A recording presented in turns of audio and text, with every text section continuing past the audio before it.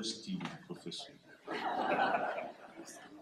Eu e essa cadeira criamos uma relação íntima desde ontem, ao ponto que eu desenvolvi uma dor lombar. Mas é o preço da redenção. Bom, como estamos todos cansados, eu vou fazer uma palestra com um esforço de síntese, sem também comprometer a proposta da reflexão, dentro da proposta temática, inclusive.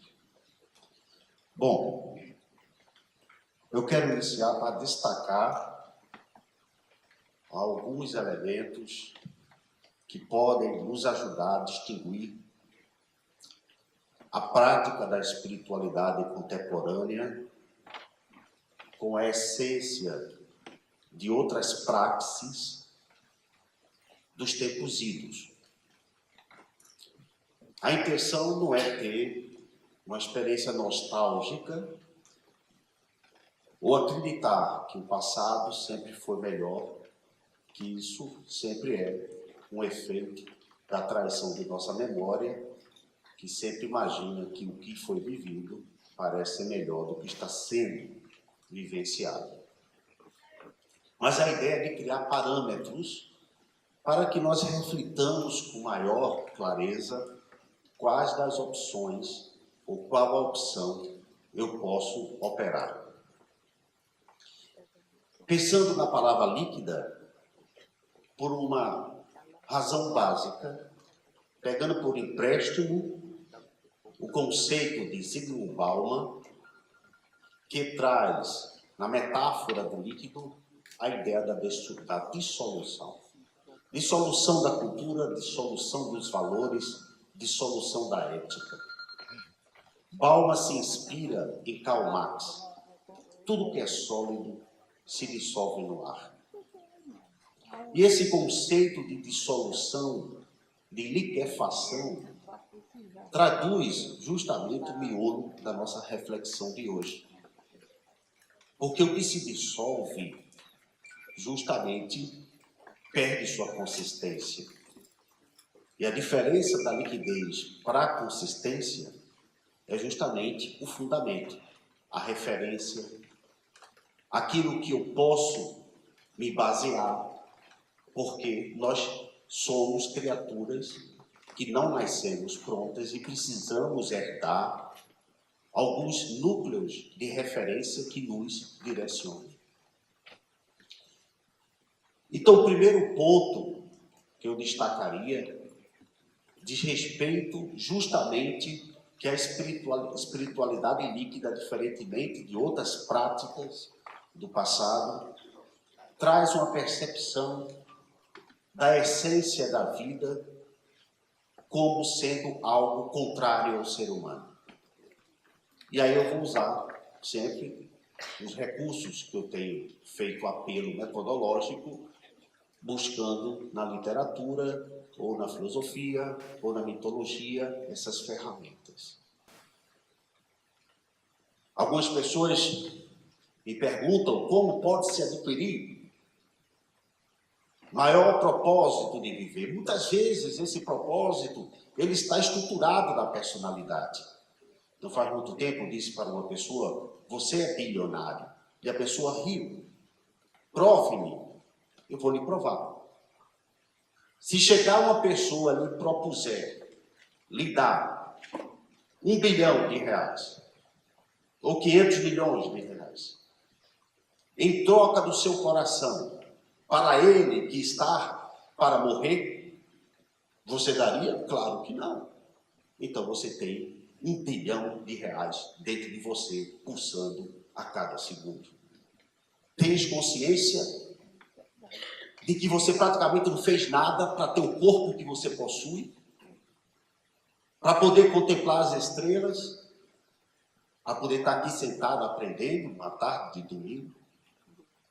Consciência da fragilidade me impõe respeito, porque isso aqui é um acontecimento extraordinário, único, exclusivo, raro. que a nossa segurança excessiva faz com que nós esqueçamos. Então, a percepção justamente da vida como graça em todas as suas manifestações distingue um elemento clássico do elemento contemporâneo. Eu estou atravessando a vida e sei que em todos os momentos o chão é sólido, alguns momentos é abismal. Mas devo prosseguir sem deixar tremer naquilo que eu temo.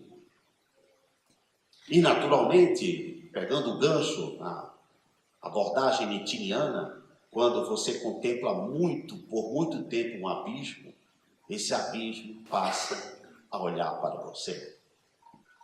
Quando aqueles candidatos ficavam apenas olhando para o chão, para o abismo, eles não resistiam e cediam. O que seria então o atravessamento da espiritualidade clássica?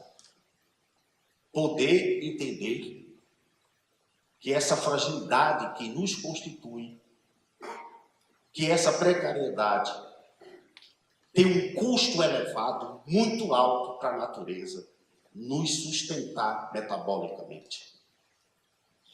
A graça não vem de graça. E essa consciência, em verdade, nos eleva para o nível da valorização. Se alguém chegar para você e disser que você só tem 6 meses de vida, eu tenho certeza que durante esses 6 meses você fará coisas que você não faria em 6 anos. Eu tenho que ter essa consciência. Porque quanto mais ela estiver preservada, mais força eu terei para poder fazer encaminhamento à minha autossuperação. Esse é um dado que poderia nos chamar a atenção justamente para esse aspecto que eu destacaria. Primeiro ponto que se distingue da espiritualidade clássica para a contemporânea ou líquida é justamente a graça que você dá a tudo que você tem. Ou seja, não estou muito bem, estou frustrado. É uma graça. Porque a frustração vai te indicar novos caminhos. Estou entristecido com o quê? Terei uma nota baixa. Qual a causa? Não estudei suficiente. Que bom, vamos estudar mais para ter alegria. Então, o atravessamento da tábua estreita determina justamente o nosso equilíbrio através de como eu percebo a vida, e a sociedade líquida empana isso, porque nos dá ares de superioridade. E entramos numa espécie de Alzheimer existencial, um esquecimento brutal da nossa essência frágil. Prossigamos. Esse é o ponto número 1. Ponto número 2, que eu destacaria. Qual é a essência do Evangelho? Sempre chamou-me a atenção um aspecto interessante que choca com a espiritualidade contemporânea. A espiritualidade contemporânea faz uma proposta de que o ser humano, ele tem a competência da perfeição. Nós vivemos a obsessão da perfeição. Saúde perfeita, corpo perfeito. Você tem que se superar o tempo todo, multitarefado, exigências cada vez maiores. Digam isso às crianças, adultizadas ou não, mas elas estão se neurotizando. Nós não sofremos mais hoje propriamente de tantas doenças de origem imunológica. Nós sofremos hoje de doenças neuronais. As imunológicas têm controle de antibiótico ou de outras medicações e tecnologias médicas, mas as neuroniais são manifestações contemporâneas como TDAH, como depressão, como ansiedade patológica. Por quê? Porque nós estamos entrando num tempo em que, através do cérebro, procuramos, pelo uso do conhecimento, administrar a vida. Encolerar a vida, pô-la numa coleira. como nós tivéssemos essa competência. Esse é o nosso sonho de Ícaro. Temos um certo poder, mas nos alucinamos com esse poder. E mesmo sob a advertência dos mais sábios, queremos ir até o sol. Sem que nós nos lembremos que o que segura as nossas asas de ciência, de cultura, de arte e tecnologia ainda estão sendo sustentadas por cera. E por isso, muitas vezes, a superestimação de si, quando ela não é concluída pela idealização fanática e delirante que a nossa cultura coloca sobre nós, você pode tudo, pense e o universo vai conspirar a seu favor, como que o universo estivesse todo debruçado sobre nossos desejos. Naturalmente, isso difere da prática do Evangelho, que foi esculpida em quê? O Evangelho é o relato dos erros humanos em busca do melhor. Não é em busca da perfeição, é em busca do aperfeiçoamento. Ou seja, o relato dos erros humanos implica dizer que, ao contrário da nossa espiritualidade contemporânea, eu aprendo com a minha humanidade, como eu falei mais cedo. O Evangelho é um tratado de humanidades e não de divindades. E aí a gente observa um fenômeno contemporâneo muito, digamos, relevante. A teologia virou biografia pessoal. Essa é uma característica da espiritualidade líquida. Deus se converteu no meu espelho de Narciso. Ou seja, Deus me serve e não sirvo a Deus. Tanto que a expressão comum hoje não é mais meu Deus, exclamação, mas passa a ser a expressão da posse do poder. Deus é meu ou Deus meu.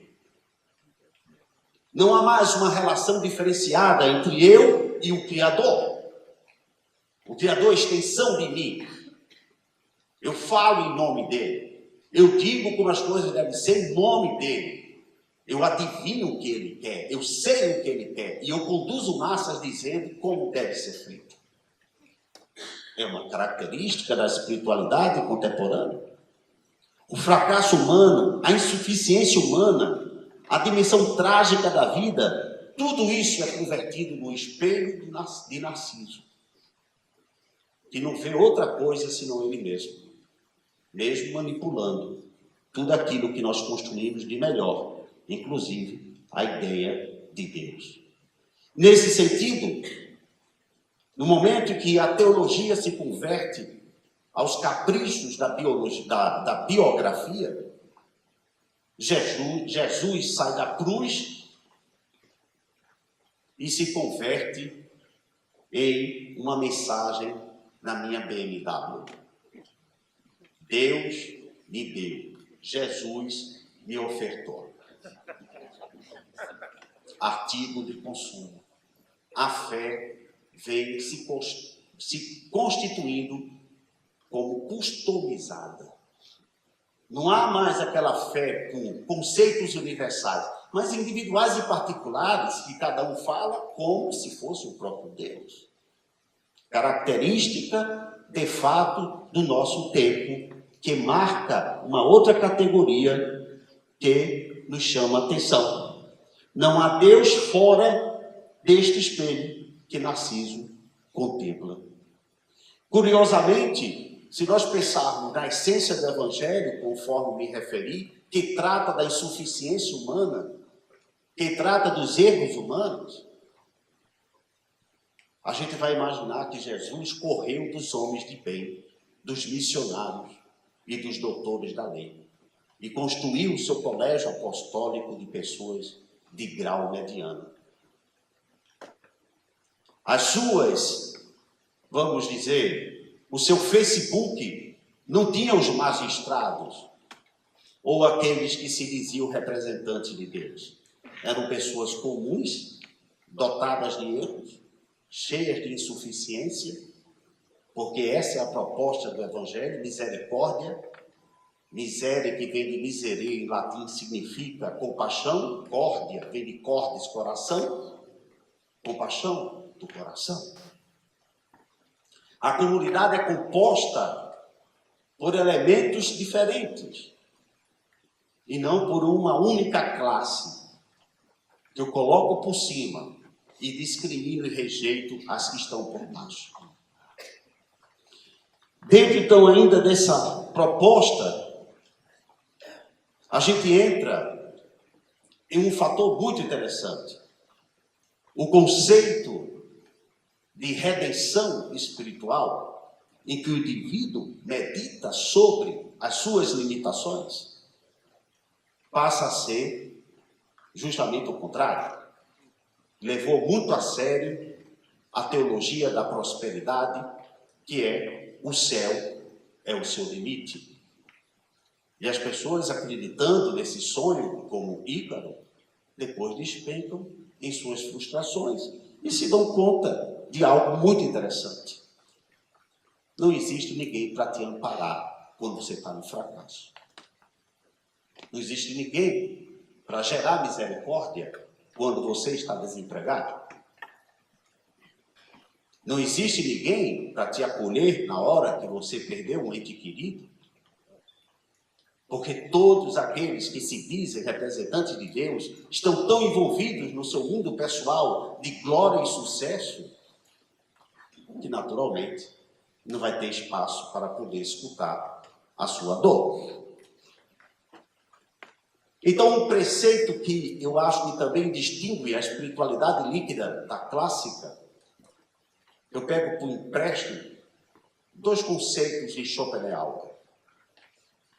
O primeiro, quando ele chama do pêndulo, muito característico da nossa sociedade de consumo. Qual seja, eu estou sempre desejando o que eu não tenho. E quando eu tenho, eu não mais desejo. Estou sempre em busca de alguma coisa. Então eu não degusto, eu não entro na experiência do contentamento, que é o conteúdo da graça. Saborear aquilo que eu tanto lutei, antes de entrar na corrida maluca por aquilo que eu ainda não tenho. Porque a gente rompe com a ideia da teologia da prosperidade e entra na ideia da teologia da celebração. Propositura da espiritualidade clássica, que vem sendo perdida na contemporaneidade.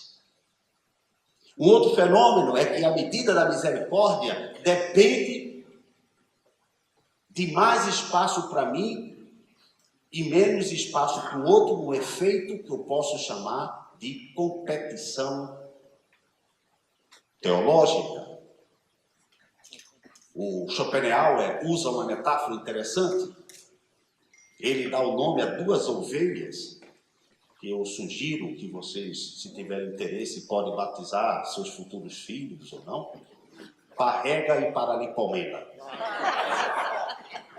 Duas ovelhas que ele imagina estarem pastando no topo de uma montanha, muito amigas, muito solidárias uma com a outra, mas de repente elas detectam o olhar fulminante de um lobo que as espreita e naturalmente, instintivamente entendem: uma de nós será devorada. A reação da sobrevivência é exatamente essa. Espero que não seja eu. E o lobo escolhe uma delas, e a outra mede a sua felicidade pela infelicidade daquela que se foi. Característica da espiritualidade líquida: sou feliz na medida, cada vez mais, que ganho uma competição para o outro. Solidariedade da espiritualidade clássica, inclusiva. A competição é saudável no sentido do acolhimento e não da exclusão. Talvez não por acaso o Facebook e o Instagram sejam os maiores sítios hoje de estimulação da inveja. Inveja ninguém diz que tem. O IBGE fez uma pesquisa perguntando se as pessoas tinham inveja de outras. Somente 1,8% disse que tinha inveja de outra pessoa. E perguntaram se elas eram invejadas. 97,2% disseram que sim. Mentira. Inveja é quando você tem tristeza pela alegria do outro, ou alegria pela tristeza do outro. É diferente de cobiça. Eu posso cobiçar o que o outro conquistou, mas sem desejar para ele o mal, simplesmente me inspirando. Eu tiro dele a inspiração, mas não me dispenso da transpiração. Ao contrário do invejoso, não quer transpirar, mas quer matar aquele que conquistou aquilo que ele não consegue por força própria. Então vamos prosseguir em nossa marcha no sentido de que nós temos hoje uma marca indelével na espiritualidade. Ela não é hoje, como se parece, comunitária. A comunidade é uma conjunção de pessoas que têm interesse pessoal e um objetivo que Deus vai servir a cada um. As pessoas não dialogam, não se acolhem.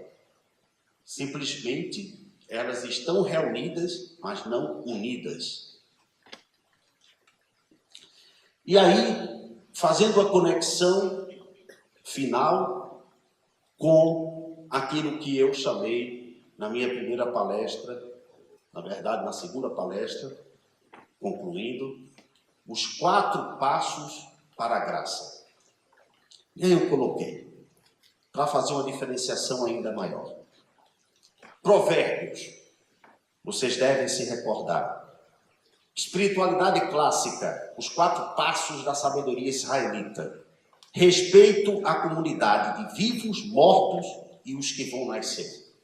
Sentido ecológico, preocupação transgeracional, a humanidade futura é cuidada pela humanidade presente, resgate da humanidade que se foi e o culto à sabedoria dos idosos. Vocês acham que existe isso na prática da espiritualidade atual? Não. O que existe hoje?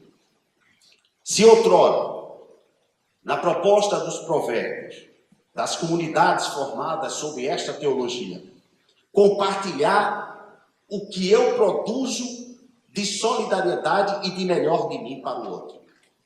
Na espiritualidade líquida, o que eu compartilho é o que não vem da minha produção.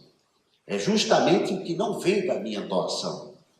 Eu simplesmente compartilho o que vem do outro, que eu não conheço, e que gera, normalmente, o ódio e dissemina o mal.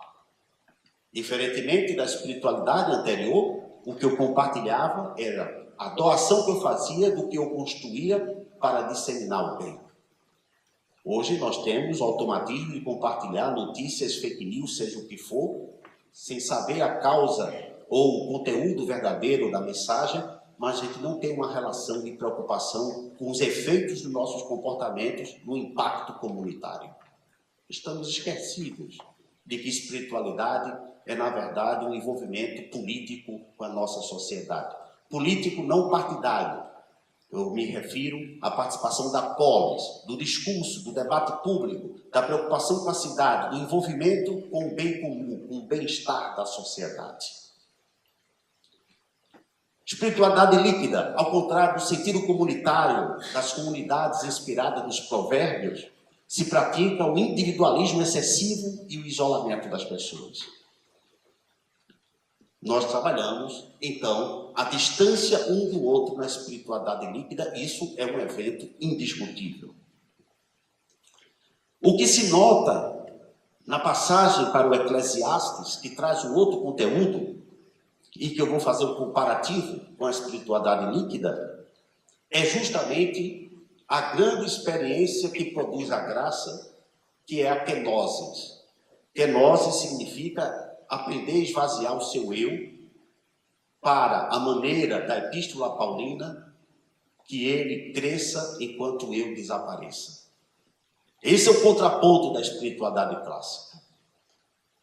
Tentar me projetar menos narcisicamente e, ao mesmo tempo, tentar praticar o silêncio e a solidão nesse aspecto de estar distante da comunidade para me fortalecer e voltar para ela para doar o que eu produzo, e não para me projetar ou atropelar aquela comunidade, me exibir aquela comunidade. O Eclesiastes, então, tem a experiência de convocar as pessoas na hora em que estão na glória e não esqueçam que tudo é dado por Deus. Hoje é o contrário. Deus vai me dar tudo porque eu mereço. Então, na espiritualidade líquida, nós não temos o esvaziamento do eu, nós temos a exaltação do eu. Se busca o sucesso e a total exposição. Hoje, a transformação, ela expurga a ideia do sofrimento, e o indivíduo tem que ser o tempo todo agraciado através do seu poder aquisitivo, comprando coisas. Ele pode então se livrar da sua angústia, ele pode anestesiar sua tristeza, ele pode se superar através das facilidades do mundo capitalista. Qualidade da espiritualidade líquida, em detrimento à proposta de Jó. Desapego dos bens, espiritualidade líquida, conforto integral. Torno-me empresário de mim. O meu nome vira uma marca. Eu trabalho na minha projeção continuamente. Ponto número 2. Proposta de Jó. Esvazio o meu bolso para me tornar mendigo de Deus. Espiritualidade líquida. Invisto na bolsa de valores e me torno rico de Deus.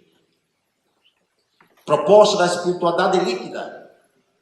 Transformar as feridas de Jó em moedas para se enriquecer.